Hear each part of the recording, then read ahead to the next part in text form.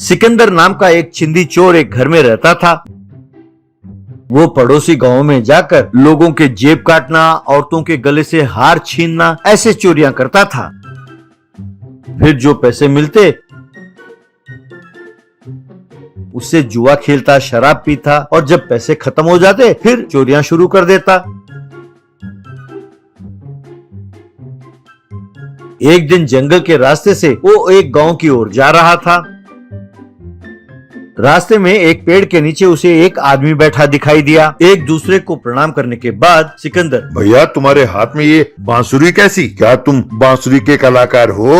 तब वो आदमी, अरे नहीं भैया, ये तो जादुई बांसुरी है। इसे बजाते ही क्या कमाल होता है, अब खुद ही देख लो। तुम्हें भूख लगी है भैया? तब सिकंदर, हाँ भाई साहब, पेट में चूहे कूद रहे हैं।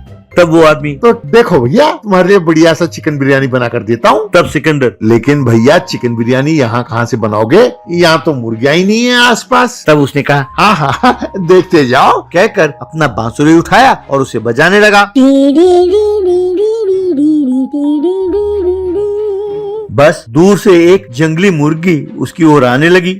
ये देखकर सिकंदर दंग रह गया। तब उस आदमी ने झट से उस मुर्गी को पकड़ा और कहने लगा, देखा भैया, ये बांसुरी बजाते ही मुर्गी खुद ब खुद चलकर मेरे पास आ गई। क्यों, कैसे लगा? सिकंदर दंग रह गया। तभी उसका चोर वाला दिमाग चलने लगा। बाद में उस आदमी ने बढ़िया सा चिकन बिरयानी बनाया। उसे खाकर दोनों वहीं सो गए। जब वो आदमी गहरी नींद में था, सिकंदर ने चुपचाप उसकी बांसुरी को चुराया और वहां से खिसक गया। जब उस आदमी ने आंखें खोली और उसे बांसुरी नजर नहीं आई, तब वो तिलमिला गया। सिकंदर गांव लौटा और अपने घर के बाहर ही उसने एक टनल खोदा। यूं खोदते खोदते उसने एक अंडरग्राउंड मैदान बनाया। उस सुरंग में जाने के लिए उसने घर के बाहर ही कुछ सीढ़ियां बनाई और एक दरवाजे से उसे बंद कर दिया। उस रात को वो घर से बाहर निकला और गली गली घूमते हुए वो बांसुरी बजाने लगा।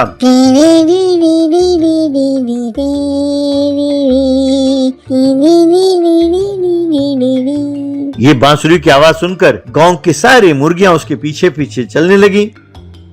यूं बांसुरी बजाते बजाते वो घर के पास आया और सुरंग का दरवाजा खोला और नीचे जाने लगा। मुर्गियां भी उसके पीछे पीछे जाने लगीं।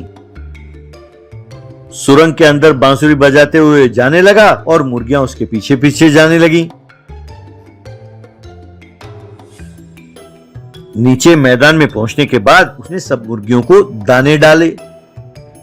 अरे वाह, इन मुर्गियों को दाना डाल डाल कर इन्हें तगड़ा कर दूंगा, फिर इन्हें बेचूंगा तो पैसे ही पैसे मिलेंगे। खाओ बच्चों खाओ, डट कर खाओ। इस तरह मुर्गियां वहां डटकर खाने लगी। अगले दिन मुर्गियों को गायब पाकर सब गांव वाले परेशान होने लगे। उन मुर्गियों को एक ऑटो में डालकर सिकंदर ने पड़ोसी गांव में जाकर बेचा। फिर उन पैसों से उसने खूब शराब पी।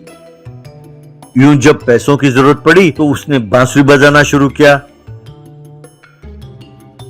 मुर्गियों को पकड़कर अंडरग्राउंड टनल में ले जाना और फिर उन्हें बेचना, यह सिलसिला चलता रहा। मुर्गियों को गायब पाकर गांव वाले परेशान होने लगे। उन्होंने जाकर एसआई से शिकायत की। एसआई के समझ में कुछ नहीं आया और वो परेशान होकर सिर पकड़ने लगा। जिस व्यक्ति का बांसुरी गायब हो गया था वो एसआई के घर आया। एसआई, और साले साहब कैसे हो, कैसे आना हुआ? भाई तुम्हें तो कहा था शादी कर लो, लेकिन तुम हमारी बात सुनते नहीं हो और घर छोड़कर चले गए। जब देखो साधुओं के संगत में घूमते रहते हो, बस लोक कल्याण के लिए कर रहा हूँ कहकर गांव गांव भटकते रहते हो। अब तुमने कैसी साधना की, क्या पाया, जरा हम भी तो सुने। तब उस व्यक्ति ने अपने बांसुरी के बारे में बताया और कहने लगा, जीजा जी, बड़ी मेहनत से मैंने उस बांसुरी को कमाया था। किसी कमीने चोर ने उसे चुरा लिया मुझसे। अगर वो मेरे हाथ लग गया तो मैं उसे मार डालूंगा। जीजा जी, दीदी कह रही थी कि आजकल आप बहुत परेशान रहते हैं, माजरा क्या है? तब एसआई ने मुर्गियों के गायब होने के बारे में उसे बताया। तब वो व्यक्ति, जीजा जी, आपने अभी अभी कहा था ना कि गांव वालों को किसी के बांसुरी बजाने की आवाज सुनाई दे रही थी, तो हो ना हो ये उसी चोर का काम है। उसी ने बांसुरी बजाकर उन मुर्गियों को अपने वश में किया होगा। चलिए जीजा जी, उसे पकड़ते हैं। उस दिन रात को दोनों एक जगह छिपे और देखते रहे। तभी उन्होंने देखा कि सिकंदर बांसुरी बजाता हुआ मुर्गियों को अपने साथ ले जा रहा था। अब वे दोनों सिकंदर का पीछा करने लगे। इस तरह वे दोनों सिकंदर का पीछा करते करते अंडरग्राउंड टनल में पहुंचे और वहीं से अंडरग्राउंड मैदान में पहुंचे।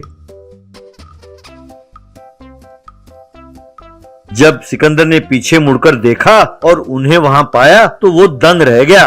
दोनों ने मिलकर उसे खूब मारा।